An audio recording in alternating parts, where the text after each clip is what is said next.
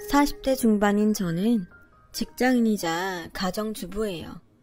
긴 유학을 마치고 돌아온 뒤로 쭉 친정아버지의 회사에서 근무하고 있어요. 제 사연은 유학을 마치고 돌아왔던 30대 후반이던 시절에 있었던 일이에요. 어릴 적부터 공부 욕심이 굉장히 많았어요. 넓은 세상에 대한 궁금증도 많았고요. 다행히 저는 유복한 집안의 외동딸이었어요. 친정이 대대로 큰 공장을 운영하던 집안이었고 친정아버지가 경영을 맡게 되면서 사업은 하루가 갈수록 확장되어 갔죠.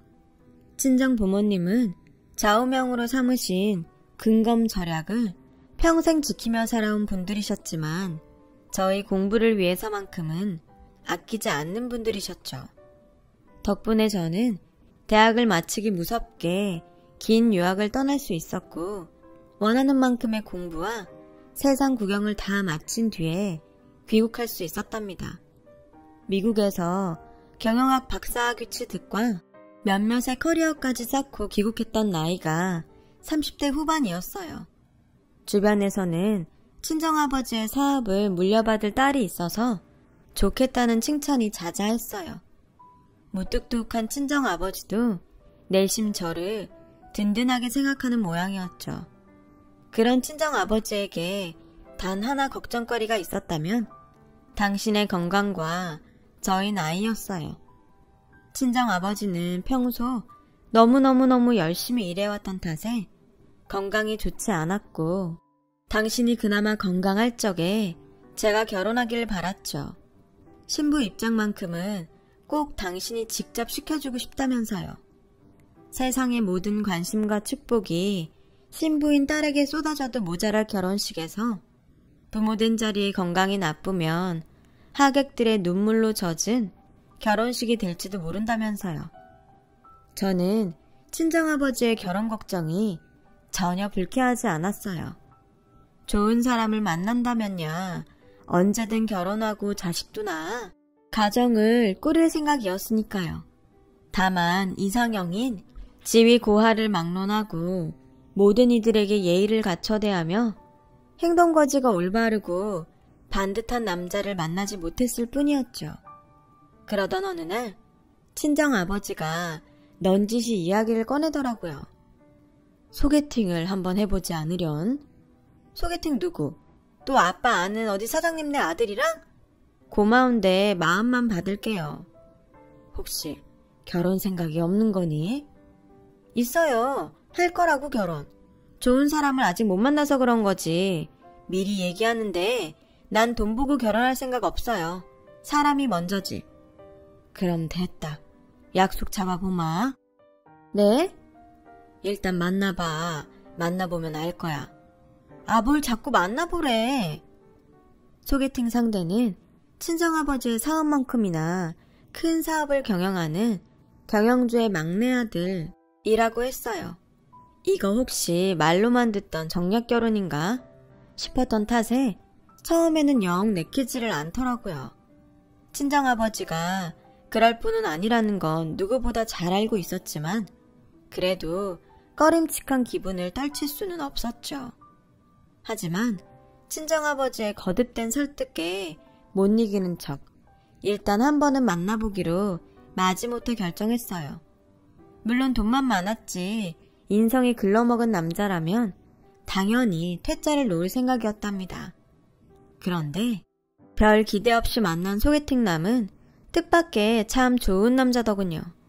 친정아버지로부터 전해 들었던 재력과는 다르게 소탈한 차림새가 눈에 띄었죠. 자신을 꾸미는 건 좋지만 나 졸부입네 티내는 것처럼 남들 연봉만큼의 명품을 둘둘 말고 다니며 거들먹거리는 꼴은 딱 질색이거든요. 요즘은 10대 대형 재벌가 사람들도 그 정도로 하고 다니지는 않기도 하고요. 소개팅남은 소탈한 모습도 소탈한 모습이었지만 식당이며 카페며 직원분들을 대하는 태도가 무척이나 빛나는 사람이었어요. 제가 원했던 모든 이들에게 예의를 갖추어 대하며 올바르고 반듯한 행동거지에 이상형 바로 그 자체. 저는 그 사람에게 빠져버렸고 서로를 너무나 마음에 들어했던 저희는 오래지 않아 결혼 준비를 시작하게 되었답니다. 그렇게 시댁에 첫 인사를 드리러 가게 되던 날 예비 신랑이 조심스레 하나의 걱정을 말하더군요. 있잖아 자기야. 혹시 놀랄까봐 그러는데 응? 뭐를? 우리 부모님이 좀 검소해. 좀이 아니라 많이. 괜찮아. 우리 부모님도 검소해. 살고 계시는 집도 많이 낡았고 우리 건물이긴 한데 조만간에 리모델링할 예정이라. 그게 무슨 상관이야. 사람이 먼저지. 시댁은 예비 신랑의 기쁨과 저희 예상보다 훨씬 소박했지만 큰 걱정은 들지 않았어요. 오히려 그 큰 사업을 경영하면서도 사치라고는 찾아볼 수 없는 검소한 시댁의 모습이 더욱 마음에 들었죠. 평생을 근검절약의 아이콘으로 살아오신 분들을 누구보다 잘 알고 있었으니까요. 바로 저희 친정 부모님이죠. 역시나 친정 부모님과 예비 시부모님들은 참 잘 맞는 사돈지간이었어요. 삶의 여정과 가치관, 그리고 태도까지 모든 부분에서 무척이나 닮아있더군요.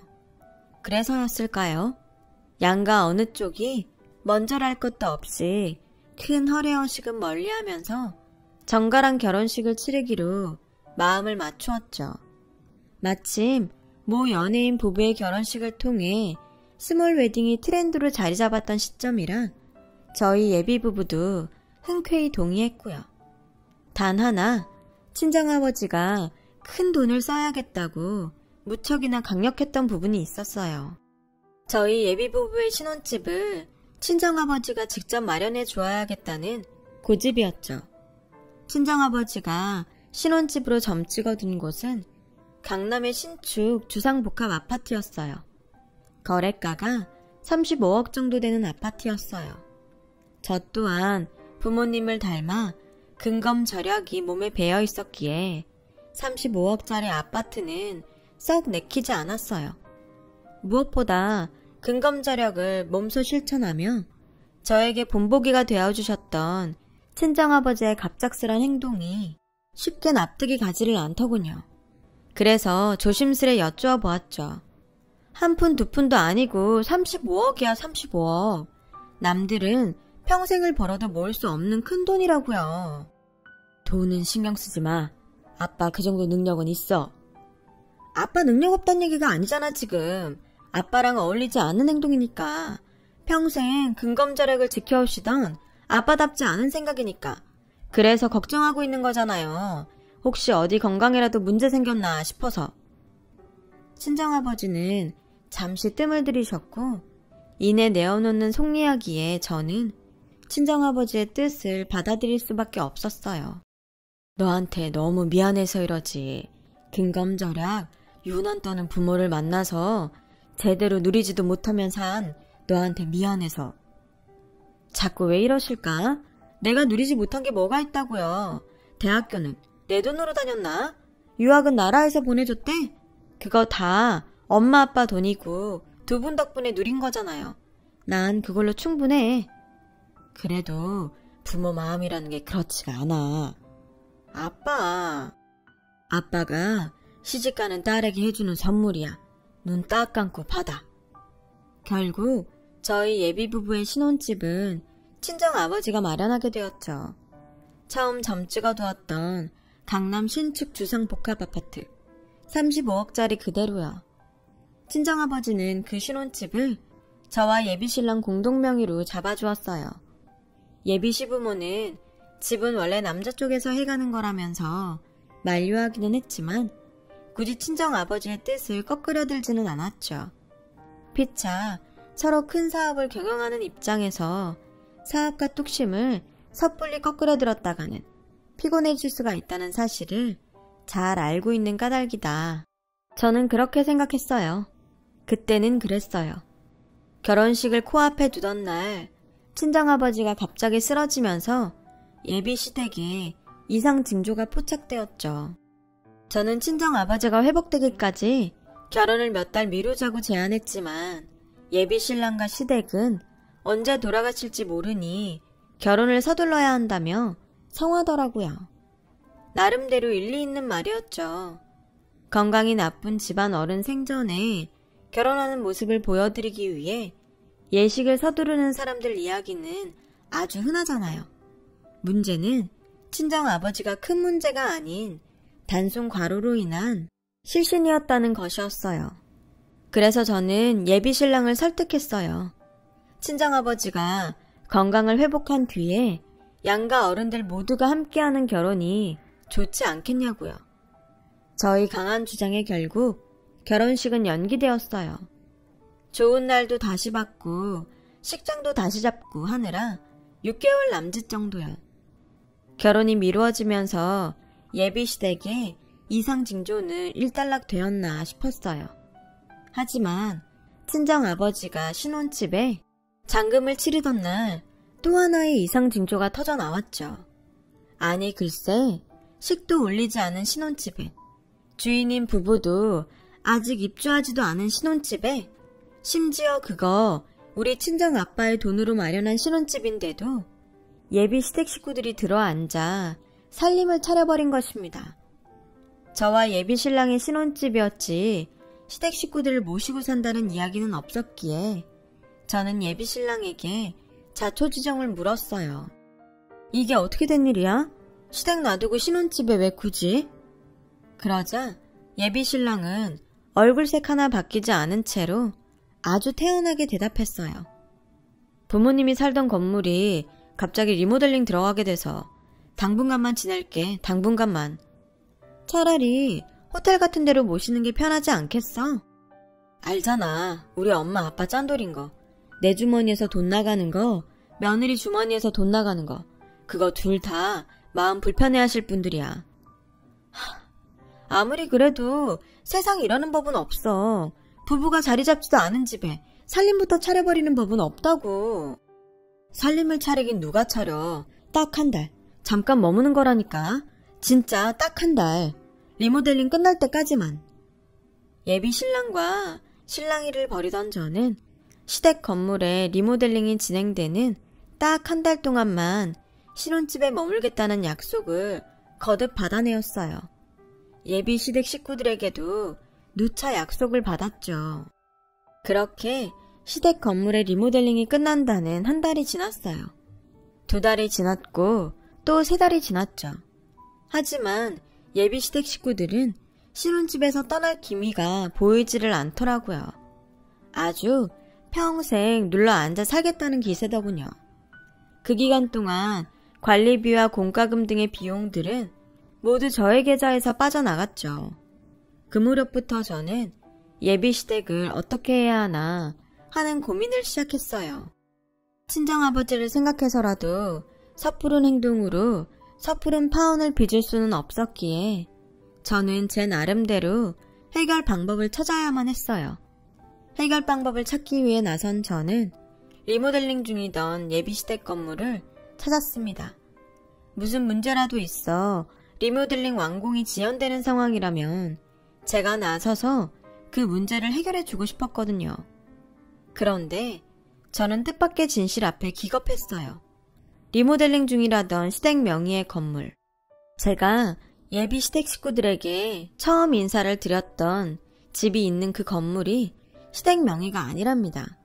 건물주는 생판 처음 보는 다른 사람이었고 예비 시댁이 살던 집에는 새 세입자가 들어와 살고 있었어요. 심지어 예비 시댁은 월세를 내지 못한 탓에 보증금까지 모두 까먹고 쫓겨난 신세라더군요. 혼란스러웠어요. 그 큰 사업을 하는 예비 시댁이 월세가 없어서 쫓겨난 상황이라니. 아, 이 결혼 뭔가 크게 잘못되었구나 싶었죠. 그 복잡한 마음을 제일 친한 친구에게 남몰래 털어놓았어요. 그러자 친구가 의문스러운 이야기를 들려주었습니다. 있잖아, 놀라지 말고 들어. 오늘 알아낸 일로도 충분히 놀랐어. 더 놀랄 일이 뭐 있다고. 아, 뭔데? 응? 니네 시아버지 될 자리 말인데 좀 이상해. 우리 부모님 통해서 너네 예비시댁 사업 쪽이랑 인연이 아주 살짝 있거든? 근데 아무리 봐도 그 회사 대표랑 니네 시아버지 될 사람이 다른 사람인 것 같단 말이야. 뭐? 그런 걸 왜 이제 얘기해? 나도 며칠 전에 알았어. 아직 확실한 것도 아니고. 그쪽 회사 대표 명함이랑 청첩장 이름이랑 같은 이름은 맞는데 암튼 내가 기억하는 그쪽 회사 대표 얼굴이랑은 달랐어. 다른 때 같았으면 에이, 내가 잘못 기억하고 있는 거겠지 하면서 넘겼을지도 몰라요. 하지만 이미 저는 예비 시댁을 향한 의문을 품고 있던 상태잖아요. 친구의 말에 더 큰 의문에 빠졌고 곧장 확인에 나섰어요. 그랬더니 예비 시댁의 사업이라던 회사 대표의 이름은 최국현, 예비 시아버지의 이름 또한 최국현. 하지만 이름만 같을 뿐 전혀 다른 사람이었죠. 더 놀라운 것은 예비 시아버지의 이름인 최국현이 최근에 개명한 것이라는 사실이었어요. 최근이 언제냐면 바로 친정아버지가 그쪽 집안 사람들을 알게 된 직후에 저에게 소개팅을 제안했던 사이에 어느 날이었죠. 예비시댁은 사업가도 뭣도 아니었어요. 건실한 사업가인 척 감쪽같이 사칭하고 저와 친정 식구들의 사람을 보는 눈까지 맞추어가면서 의도적으로 접근한 사기꾼일 뿐이었어요. 예비시댁 식구들 모두가 동참한 결혼 사기. 목표는 당연히 친정의 돈이었겠죠. 저는 파혼을 마음먹은 한편으로 그 가족 사기단을 사기죄로 형사 고소하기로 결심했고 그 속내를 숨긴 채로 차곡차곡 증거들을 모아 나가기 시작했어요. 오래지 않아 모든 증거들을 확보한 저는 파혼 선언을 위해 가족 사기단이 무담 점거하고 있는 신혼집을 찾았죠. 마침 그간 대면대면해져 있던 저의 태도에 마음이 조급해져 있던 모양이더군요. 행여 이대로 멀어지다가 결혼이 깨지기라도 할까 걱정했던 모양이에요. 예비 시어머니라고 생각했던 여자가 흉악한 속내를 노골적으로 드러내더라고요. 예, 너희 요즘 무슨 일 있니? 어머님 눈에도 있어 보이시나 봐요. 눈치가 그렇더만 뭐 갑자기 대면대면해진 것이 싸웠구나. 저는 싸운 적 없다고 생각하는데 아드님께 물어보던가요. 그쪽 생각은 혹시 모르잖아요? 어머머머, 얘가 진짜 왜 이래? 너 혹시 다른 남자 생겼니? 그럴 여유도 없었어요. 워낙 경황 없는 일이 있어나서요. 이래서 결혼 준비 기간이 너무 길어지면 안 된다는 거야. 피곤하네요. 용건만 짧게 부탁합니다. 안 되겠다. 당장 혼인신고부터 하자. 그리고요? 혼인신고부터 하고 애부터 가져. 요즘 같은 저출산 시대에 혼자 임신은 흉이 아니라 축복이라잖니. 다들 그렇게 한 입을 덮고 아이도 낳아가면서 맞춰가며 사는 거야. 첫날 밤은 언제가 좋겠니? 분위기도 낼 겸 신혼집 비워주마. 그냥 파혼이나 하죠. 뭐? 파혼을 해야만 하는 일이 생겼고 그래서 파혼을 해야겠어요. 유감이지만 당신들은 선택권이 없어요. 그냥 받아들이시죠. 버텨봤자 받아들일 수밖에 없도록 만들어줄 테니까. 그러자 그 가족 사기단은 의외로 순순히 파혼을 받아들였어요. 아쉽지만 결혼이라는 것이 억지로 시킨다고 되는 일도 아니고 너의 뜻이 그러하다면야. 알겠다. 아쉬워도 어쩌겠니? 이쯤에서 정리하도록 하자. 저는 분명 보았어요. 순순히 파혼을 받아들이는 가족 사기단이 저 몰래 아쉬운 입맛을 다지는 모습을요. 그럼에도 저는 그 가족 사기단이 점거하고 있던 신혼집에 그들을 계속 머물게 내버려 두었어요. 물론 다 생각이 있었죠. 그렇게 며칠이 흘렀고 그들은 며칠 사이에 무슨 작당들을 마쳤는지 이제는 아주 대놓고 돈 요구를 해오더군요. 저와 예비 남편의 공동명의였던 신혼집의 지분 중 저의 지분만큼인 절반을 내놓으라는 강요였죠. 파혼의 이유가 저에게 있으니 파혼으로 인해 사회적 체면에 손상이 간 만큼 피해 보상을 해놓으라나 뭐라나. 속으로 웃었어요. 사기꾼도 사회적 체면이라는 게 있나? 싶어서요.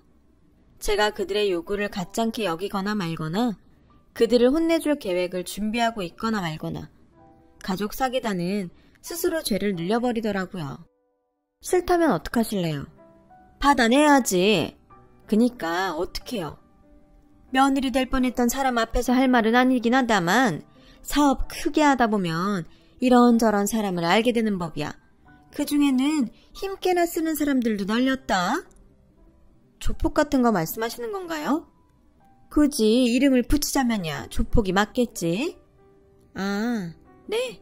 정리하자면 이렇네요.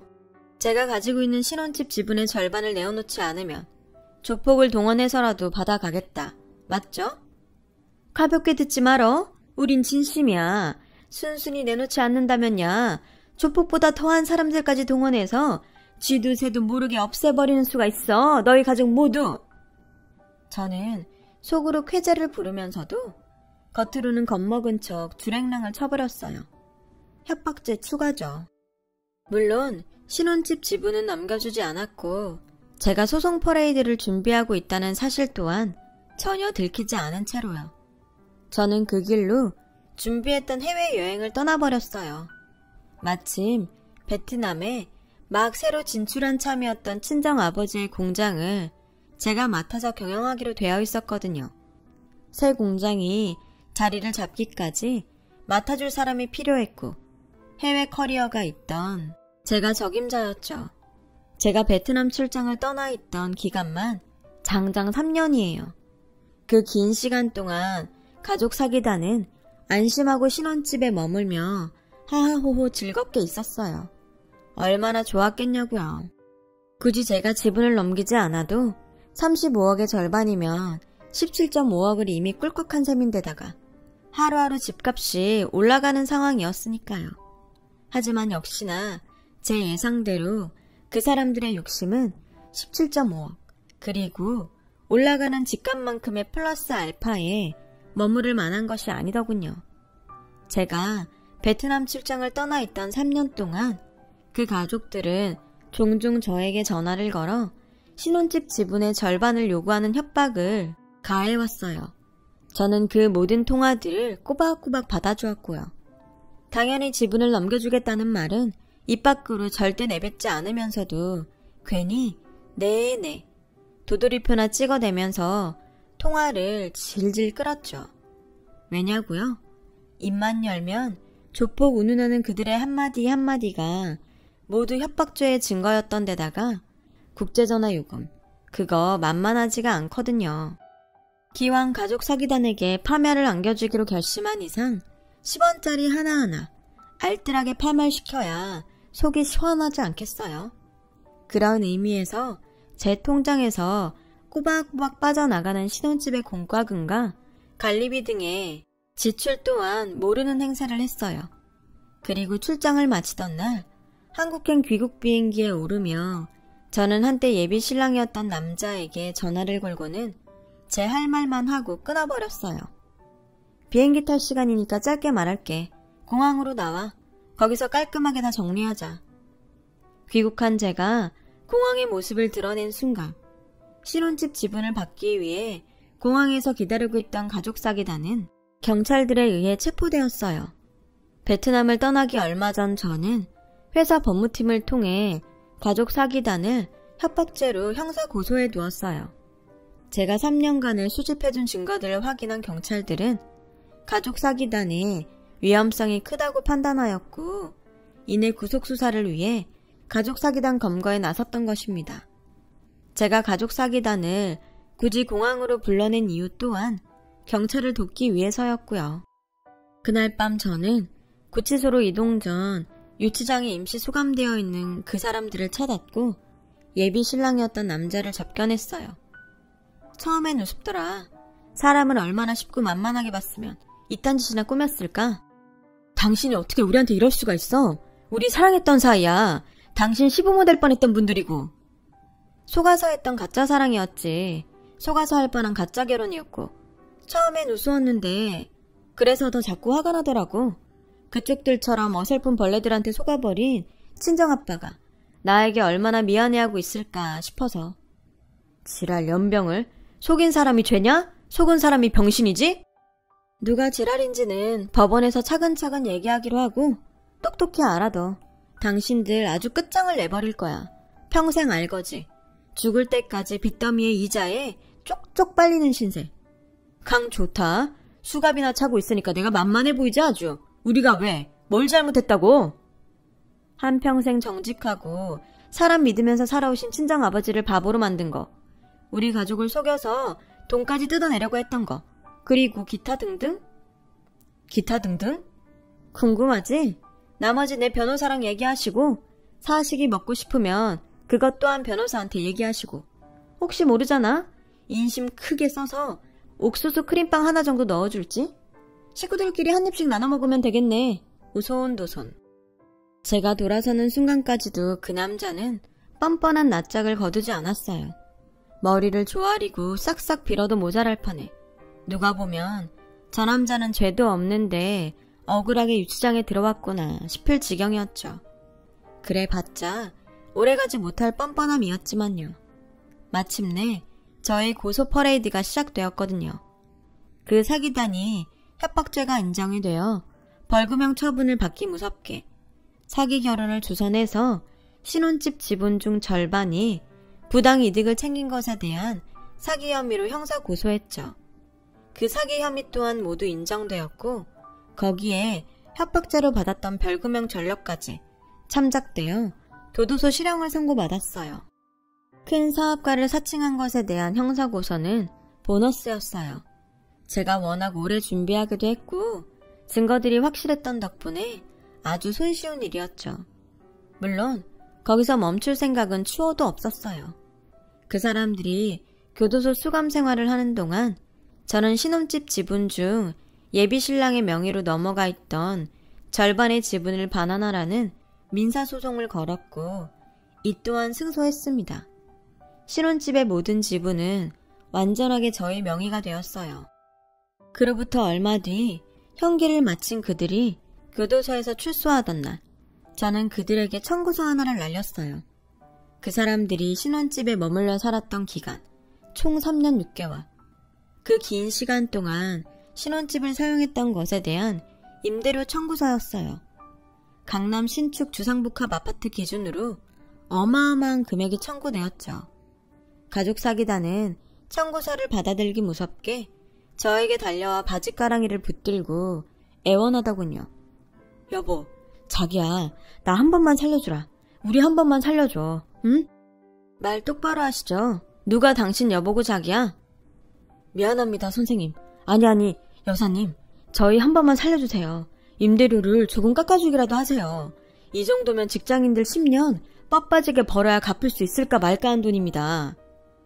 미리 얘기했잖아. 당신들 아주 끝장을 내버릴 거라고. 평생 알거지. 죽을 때까지 빚더미에 이자에 쪽쪽 빨리는 신세. 그러게 교도소에서 미리 준비를 하고 나왔어야지. 나 말고도 다른 사람들한테도 사기친 거 생각하면 너넨 그냥 계속 거기 있어도 시원찮아. 다른 사람들은 괜찮아서 가만히 있었을 것 같니? 교도소에서 무슨 준비를 어떻게 합니까? 예?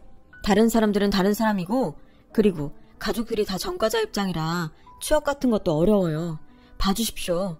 빚 갚다 굶어 죽을 순 없지 않습니까? 그럽시다. 좀 깎아는 드릴게. 감사합니다. 그럼 얼마나? 100원 단위는 안 받을게요. 1000원 단위부터 계산해서 내면 돼. 야씨, 지금 그걸 말이라고? 겉봐, 바로 본성 나오네. 이래서 사람 고쳐 쓰는 거 아니라는 말이 있는 거지. 암튼 이런 부류의 전과자랑은 같은 공기를 마시는 것만으로도 역겨우니까 그만 꺼져주시죠. 맞다. 선물 하나 더 있으니까 가져가. 지금 열어봐도 좋고 나중에 열어봐도 상관은 없고. 제가 봉투 하나를 건네자 그 사람들은 혹시 돈인가 싶었는지 급히 봉투를 찢기 바쁘더군요. 하지만 봉투 안에 들어있던 종이가 드러나기 무섭게 가족 사기단은 아수라장이 되고야 말았어요. 예비 시어머니가 될 뻔했던 여자는 그냥 주저앉았고 예비 시아버지가 될 뻔했던 사람은 머리를 쥐어뜯었어요. 신랑은 먼 산만 보더라고요. 그 종이는 바로 또 다른 청구서였어요. 지난 3년 6개월 동안 제 명의의 통장에서 출금되었던 관리비와 공과금 청구서였습니다. 그 청구서 또한 가족 사기단이 감당할 수 없을 만큼 거액이었죠. 살짝 귀띔을 드리자면 한 달 관리비로 1,200은 아주 쉽게 넘어가는 돈이었어요. 사기꾼 가족은 일용직이나 전전하는 신세가 되어 있어요. 그나마 전과자 처지에 일용직조차 쉽게 구할 수도 없는 상황이라고 해요. 더욱이 겨우겨우 벌어들인 몇 푼 안 되는 수입마저도 거의 대부분이 저에게 자동 인출되고요. 제가 청구했던 신혼집의 임대료 관리비, 공과금 모두가 고스란히 빚으로 되어버렸기 때문이죠. 평생 벌어도 갚지 못할 거액인 탓에 종종 야반도주를 시도하지만 그러거나 말거나 저는 번거로울 일 없어요. 제가 고용한 합법 채권 추심업체가 그들을 끝끝내 찾아내 돈을 받아내거든요. 이 시간에도 이자는 쭉쭉 불어나고 있죠. 현재 저는 다른 남자와 결혼해 행복한 가정을 일구었어요. 남편은 인품, 능력, 무엇 하나 빠지지 않을 만큼 좋은 반려자예요. 그런 일들을 겪고 나니 지금 옆에 있는 사람에게 더 고맙고 소중해지더라고요. 여러분은 저 같은 일 겪지 않으셔도 옆에 소중한 사람들이 있으시죠? 오늘은 한 번 더 그 사람을 생각해 보시는 건 어떨까요? 제 긴 이야기 들어주셔서 감사합니다. 행복한 하루 되세요.